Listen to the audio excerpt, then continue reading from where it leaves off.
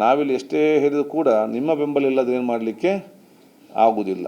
So ನೀವು ಕೂಡ ಇವರ ಪಾರ್ಟ್ ಆಫ್ ಅರ್ಸ್, ನಿಮ್ಮ ಕೂಡ ನಮ್ಮೊಟ್ಟಿಗೆ ಸೇರಿಸಿಕೊಂಡು ನಾವೆಲ್ಲರೂ ಕೂಡ ಸಾಮಾಜಿಕವಾಗಿ ಚಿಂತನೆ ಇರುವಂಥವರು, ನಾವು ಜನಪ್ರತಿನಿಧಿಯಾದ ನಾನಿರಲಿ, MLAಗಳಿರಲಿ, ಅಧಿಕಾರಿ ವರ್ಗದವರಿರಲಿ ಮತ್ತು ಮಾಧ್ಯಮ ಮಿತ್ರರು ತಾವೆಲ್ಲರೂ ಸೇರಿ ಈ ಒಂದು ಯಶಸ್ವಿಗೊಳ್ಳಲಿಕ್ಕೆ ಕೆಲಸ ಮಾಡುವಂತ ನಾನು ಕೇಳಿಕೊಂಡು ಅತಿ ಶೀಘ್ರದಲ್ಲೇ ಈ ಪಾಲಿಸಿಯನ್ನು ಮತ್ತು ಯೋಜನೆಯನ್ನು ಬಿಡುಗಡೆ ಮಾಡಿ ನಾವು ಆಶಾ ಕಾರ್ಯಕರ್ತರ ಮುಖಾಂತರ ಮನೆ ಮನೆಗೆ ಸರ್ವೆ ಮಾಡಿಕೊಂಡು ಮುಂದಿನ 6 ತಿಂಗಳ ಒಳಗಡೆ ನಮ್ಮ ಕರ್ನಾಟಕ ರಾಜ್ಯದಲ್ಲಿ ಇದಕ್ಕೆ ಪೂರ್ವವಾಗಿ ಪ್ರೀ ಮೊನೋಪೋಸ್ ಮತ್ತು ಪೋಸ್ಟ್ ಮೊನೋಪೋಸ್ನಲ್ಲಿ ಎಷ್ಟು ಇದ್ದಾರೆ ಅಂತೇಳಿ ಡೇಟಾ ನಾವು ತಗೊಂಡ ಕೆಲಸ ಮಾಡಿಕೊಂಡು ಮತ್ತೆ ಹಂತವಾಗಿ ಮುಂದೆ ಹೋಗೋಂಥ ಕೆಲಸ ಖಂಡಿತವಾಗಿ ಮಾಡೋದು ಮಾತ್ರ ಅಲ್ಲ, ನಾವು ಇದನ್ನು ಕಾರ್ಯರೂಪಕ್ಕೆ ತಂದು ಕೇಂದ್ರ ಸರ್ಕಾರ ಸಚಿವರನ್ನು ಭೇಟಿಯಾಗಿ ಈ ಒಂದು ಯೋಜನೆಯನ್ನು ಈ ದೇಶದ ಮಹಿಳೆಯರು ಕೂಡ ತಗೊಳ್ಬೇಕಂತೇಳಿ ಕೇಂದ್ರ ಸರ್ಕಾರ ನಾವು ಕೂಡ ಒತ್ತಾಯ ಮಾಡ್ತೇವೆ.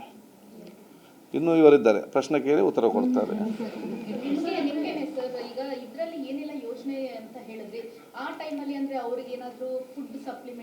ಅದೆಲ್ಲ ನೆಕ್ಸ್ಟ್. ಈಗ ಫಸ್ಟ್ ನಾವು ರೋಗ ಏನಂತ ನೋಡೋದು, ಮತ್ತೆ ಅದಕ್ಕೆ ಮದ್ದು ಕೊಡೋದು. ಈಗ ನಾವೇ ಸ್ಟಾರ್ಟಿಂಗ್ ಅಲ್ಲ, ಈಗ ನಾವು first we are finding out ಮನೆಗೆ ಹೋಗಿ. ಆವಾಗ ನಮಗೆ ವೈದ್ಯರೇನು ಪಾಲಿಸಿಯಲ್ಲಿ ಡೂ ಆ್ಯಂಡ್ ಡೋಂಟ್ಸ್ ಏನಿದೆಯಾ ಅವ್ರಿಗೆ ಮನೆ ಮಾಹಿತಿ ಕೊಡ್ತೇವೆ. ಈ ಒಂದು ಕಾಲಘಟ್ಟದಲ್ಲಿ ನಿಮ್ಮ ಊಟದ ವ್ಯವಸ್ಥೆ ಹೇಗಿರಬೇಕು, ನಿಮ್ಮ ಜೀವನ ಎಕ್ಸಸೈಸ್ ಹೇಗಿರಬೇಕು, ನೀವು ಎಷ್ಟು ಗಂಟೆ ನಿದ್ದೆ ಮಾಡಬೇಕು, ಯಾವ ವಿಚಾರ ಇರಬೇಕು, ಇದೆಲ್ಲ ಏನವರ ಮಾಹಿತಿ ಎಲ್ಲ ಕೊಡ್ತೇವೆ. ಅದನ್ನು ನಾವು ಆಶಾ ಕಾರ್ಯಕರ್ತರ ಮುಖಾಂತರ ಮನೆಗೆ ಮುಟ್ಟಿಸ್ತೇವೆ. ಮತ್ತು ಅಲ್ಲಿ ಕೆಲವೊಂದು ಅಂಶವನ್ನು ಐಡೆಂಟಿಫೈ ಮಾಡ್ತಾರೆ. ಈಗ ಒಬ್ಬರ ಹತ್ರ ಬಂದು ಹೇಗೆ ಏನಂತೆಲ್ಲ ಕೇಳಿಕೊಂಡಾಗ ಅವರಿಗೆ ಒಂದು ಅಂದಾಜು ಸಿಗ್ತದೆ, ಇವರು ಈ ಒಂದು ಮೆಂಟಲ್ ಸ್ಟ್ರೆಸ್ಸಿಗೆ ಒಳಪಟ್ಟವರಿದ್ದಾರೆ.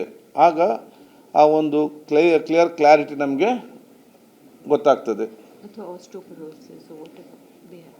ಬೇರೆ ಬೇರೆ ಮಹಿಳಾ ಆರೋಗ್ಯಕ್ಕೆ ಸಂಬಂಧಪಟ್ಟಾಗೆ. ತದನಂತರ ನಮ್ಮಲ್ಲಿ ಬೇರೆ ಬೇರೆ ಯೋಜನೆಗಳು ಇದೆ. ನೀವೆಲ್ಲ ಕೇಳೋ ಪ್ರಶ್ನೆಗೆ ಆದರೆ ಹೀಗೆ ಅದನ್ನು ಹೇಳಲಿಕ್ಕೆ ಹೋಗೋದಿಲ್ಲ. ಎಲ್ಲ ಹೀಗೆ ಹೇಳಿದರೆ ಮತ್ತು ನೆಕ್ಸ್ಟ್ ನಾನೆಂದು ಹೇಳಲಿಕ್ಕೆ ಸಾಧ್ಯ ಆಗ್ತದೆ. ಸೊ ಈಗ ಸ್ವಲ್ಪ ಅರ್ಧ ಬಾಕಿ ಇಟ್ಟಿದ್ದೇವೆ. ಈಗ ಕಟ್ ಬ್ಯಾಕ್ ಮಾಡಬೇಕಲ್ಲ. Awareness and the information by 6 months will get complete data in our hand. ಯಾಕೆ ನಾವೀಗ ಇವರು ಪಾಲಿಸಿ ಮಾಡಿಕೊಟ್ಟಾಗ ನಂತರ ನಾವು ಅದನ್ನು ಅದು ಅಫಿಷಿಯಲ್ ಆಗಿ ನಾವು ಅದನ್ನು ಅನುಷ್ಠಾನ ಮಾಡಬೇಕು. ಅದಕ್ಕೆ ಬೇಕಾಗುವಂಥ IEC program, information education communication ಬೇಕಾಗುವಂಥ ಎಲ್ಲ ಡೀಟೇಲ್ಸನ್ನು ನಾವು ಅದನ್ನು ಪ್ರಿಂಟ್ ಮಾಡಬೇಕು. ತದನಂತರ ಇವರ ಮುಖಾಂತರ ನಾವು ನಮ್ಮ ಎಲ್ಲ ಆಶಾ ಕಾರ್ಯಕರ್ತರು ಟ್ರೈನ್ ಮಾಡಲಿಕ್ಕೆ ಟ್ರೈನರ್ಗಳನ್ನು ನಾವು ತಯಾರು ಮಾಡಬೇಕು. ಒಂದು ರಾಜ್ಯದಲ್ಲಿ ಒಂದು 50 ಜನರ ಮಹಿಳೆಯರು ನಾವು ಟ್ರೈನ್ ಮಾಡಿ ಅವರು ಎಲ್ಲ ಜಿಲ್ಲೆಗೆ ಹೋಗಿ ಅಲ್ಲಿ ಆಶಾ ಕಾರ್ಯಕರ್ತರಿಗೆ ಟ್ರೈನ್ ಮಾಡಬೇಕು. ಅವ್ರ ನಂತರ ಮನೆಗೆ ಹೋಗಬೇಕು. ಸೊ ಇಟ್ ಈಸ್ ಇದು ಇವತ್ತು ಸ್ಟಾರ್ಟ್ ಆದಷ್ಟೇ, ಇವತ್ತೇ ಮುಗಿದಿಲ್ಲ. ಇದರಲ್ಲಿ ಇವತ್ತು ನಾವು ಸ್ಟಾರ್ಟ್ ಮಾಡಿದ್ದೇವೆ. ನಮಗೆ ಎಲ್ಲರ ಸಹಕಾರ, ನಿಮ್ಮೆಲ್ಲ ಸಹಕಾರ ಮುಖಾಂತರ ಒಂದು ಮಾದರಿಯಾಗಿ ನಮ್ಮ ಕರ್ನಾಟಕ ರಾಜ್ಯ ಈ ಒಂದು ವಿಚಾರದಲ್ಲಿ ಮುಂದೆ ಬರ್ತಂತ ಹೇಳಲಿಕ್ಕೆ ನಾನು ಇವತ್ತು ಬಯಸ್ತೇನೆ. ಜಿಲ್ಲಾ ಕೇಂದ್ರಗಳಲ್ಲಿ ಸರ್ DHOಗಳ ಸಮ್ಮುಖದಲ್ಲಿ ಆಶಾ ಕಾರ್ಯಕರ್ತರು ಮನೆ ವಿಸಿಟ್ ಮಾಡ್ತಾರೆ. ನಾನು ಈಗಲ್ಲ, ಅದು ನೆಕ್ಸ್ಟ್ ಹೇಗಿರುತ್ತೆ ಪ್ರಕ್ರಿಯೆ ಅದಾಗ ಹೇಳ್ತೇನೆ. ನಾನು ಈಗ ಪಾಲಿಸಿ ಆಗಲಿಲ್ಲಲ್ಲ, ಅದಾಗ ಬರ್ತೇನೆ. ಕ್ಯಾಲ್ಕುಲೇಷನ್ ಹೇಗಿರುತ್ತೆ ಅಂತ ಸರ್? ಕ್ಯಾಲ್ಕುಲೇಷನ್ ನೋಡಿ, ಇವರೆಲ್ಲ ದೇ ಆರ್ ಎಕ್ಸ್ಪರ್ಟ್ಸ್. ಅವರು ನಮಗೊಂದು ಚೆಕ್ ಲಿಸ್ಟ್ ಕೊಡ್ತಾರೆ. ಆ ಚೆಕ್ ಲಿಸ್ಟನ್ನು ಟ್ರೈನಿಂಗ್ ಮಾಡಿ ನಾವು ಆಶಾ ಅವ್ರು ಮನೆಗೆ ಹೋಗ್ತಾರೆ. ಮನೆಗೆ ಬಂದು ನಿಮ್ಮ ಮನೆಗೆ ಬಂದು ನಿಮ್ಮ ಮನೆಯವ್ರ ಹತ್ರ ಕೇಳ್ತಾರೆ, ಈ ರೀತಿ ಇದೆ ಆರೋಗ್ಯ, ಈ ರೀತಿ ಆರೋಗ್ಯ, ಈ ರೀತಿ ಆಗೋಗ್ಯ, ಎಲ್ಲ ಏಜಿಂದ ಹಿಡಿದು ಎಲ್ಲ ಕೂಡ ಇದರಲ್ಲಿ. ಆವಾಗ ಅವರಿಗೆ ಒಂದು ಅಂದಾಜು ಡಾಕ್ಟ್ರಿಗೆ ಸಿಗ್ತದೆ ಎಷ್ಟು ಪೂರ್ವಭಾವ ಎಷ್ಟಿದೆ, ತದನಂತರ ಎಷ್ಟಿರ್ತದೆ ಅಂತ ಹೇಳಿಕೊಂಡು. ಅದರಲ್ಲಿ ಸೆಲ್ಫ್ ಡಿಸಿಪ್ಲಿನ್ ಆಗಿ ಲೈಫ್ ಸ್ಟೈಲ್ ಎಷ್ಟನ್ನು ಕಡಿಮೆ ಆಗ್ತದೆ ಇದೆಲ್ಲ ಕೂಡ ಮತ್ತೆ ಅವರು ತಜ್ಞ ವೈದ್ಯರಿದ್ದಾರೆ. ಆ ಹಂತಕ್ಕೆ ಮತ್ತೆ ಹೋಗುವ. ಈಗ ನಾವು ಇದು ಸ್ಟಾರ್ಟಿಂಗ್ ಸ್ಟೇಜ್. ಸಮಿತಿ ನೋಡಿ, they are starting is the work. It is they are doing the policy form ಮಾಡಿ ನಮಗೆ ಕೊಡಬೇಕಲ್ಲ.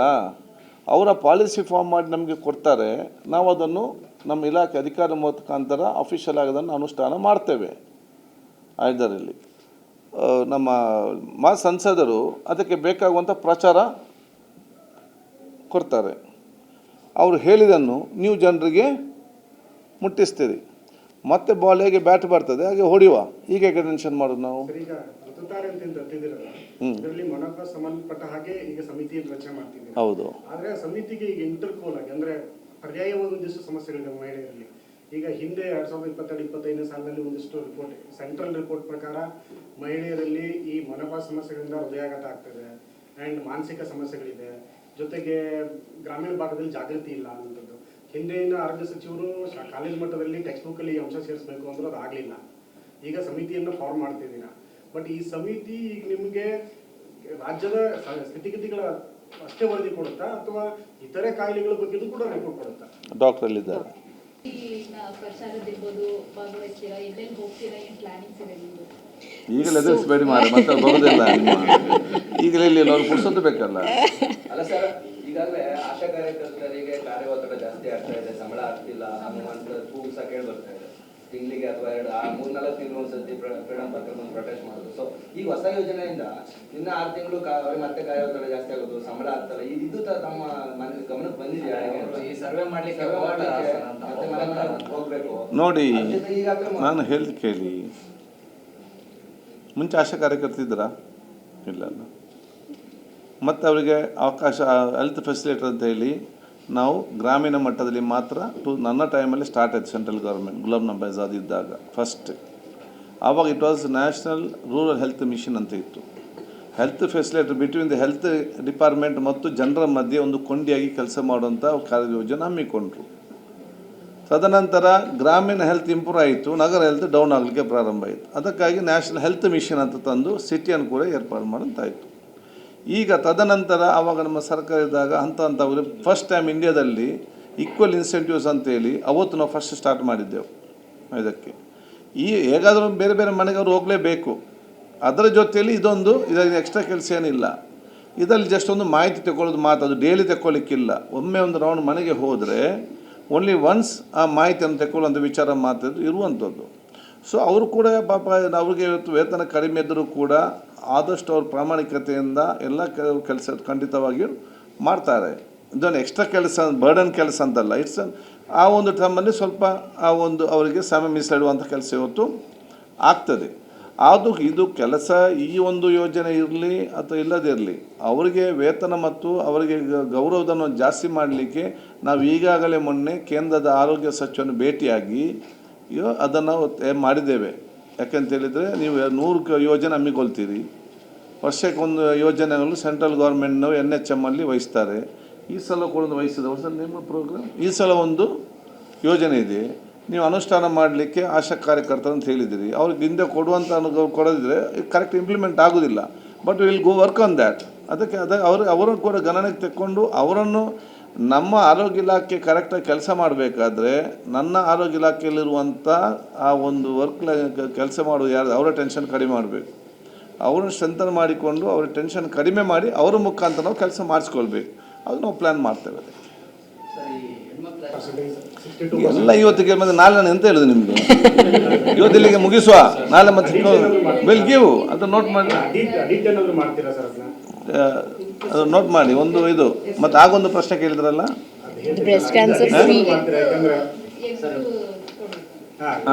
ಅದು ಮತ್ತು 5 ಕೇಸಸ್ ಆಡಿಟ್ ಮಾಡ್ತಾರೆ ಅಂತ ಹೇಳಿದ್ರ. ಯಾವುದು ನಿಮ್ಮ caesarean will give the details. ಈಗ ನಾನು ಬದುಕು ಉಳಿತೇನೆ ಸ್ವಲ್ಪ ದಿವಸ, ನೀವೆಲ್ಲ ಇದ್ದೀರೆಂಬ ವಿಶ್ವಾಸ ನಮಗೆ ಇದೆ. ನಾನು ಸೇರಿದಾಗ ಮತ್ತೆ ವಿಚಾರ ಹೇಳ್ತೇನೆ. ನಾನು ಬದುಕದಿದ್ದೆ ಇನ್ನೊಬ್ಬ ಬರ್ತಾನೆ, ಅವನು ಬಂದು ವಿಷಯ ಹೇಳ್ತಾನೆ, ಟೆನ್ಷನ್ ಮಾಡಬೇಡಿ. ಯಾವುದು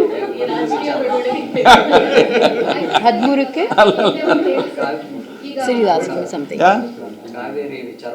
ಅವ್ರು ಎಂತ ಹೇಳ್ತಾರೆ ಕಾವೇರಿ